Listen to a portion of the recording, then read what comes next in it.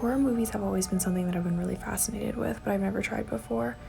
And the one thing that's really fascinating is that people fear them not because they're just scary, it's because they draw from real problems in society.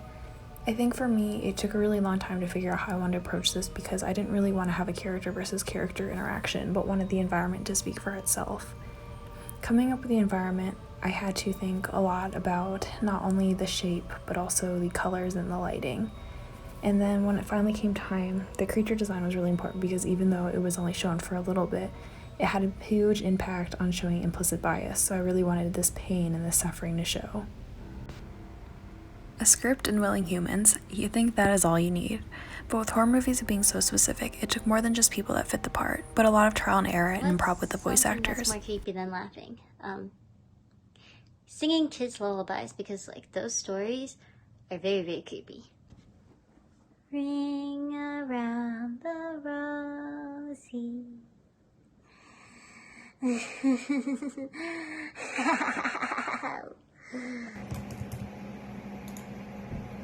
Stay back!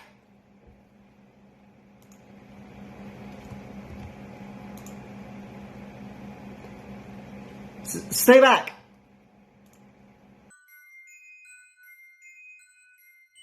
One of the unique components to this piece is the use of a composer.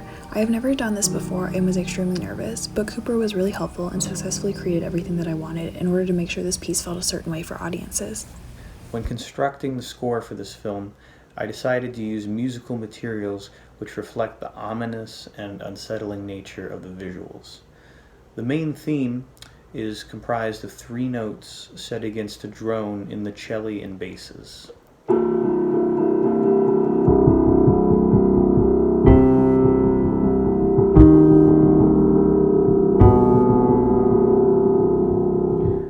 This, along with a tritone melody in the celesta,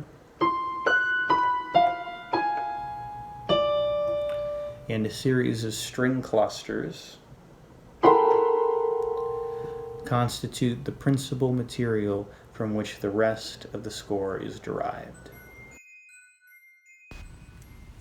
Implicit bias is a difficult topic to approach.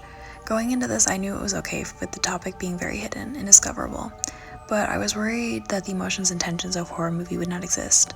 I think part of the reason this was so successful was the time many people contributed to the piece. It was a long project and over a month of renders was frustrating, but it gave me a new perspective on how environments can be looked at when thinking of society.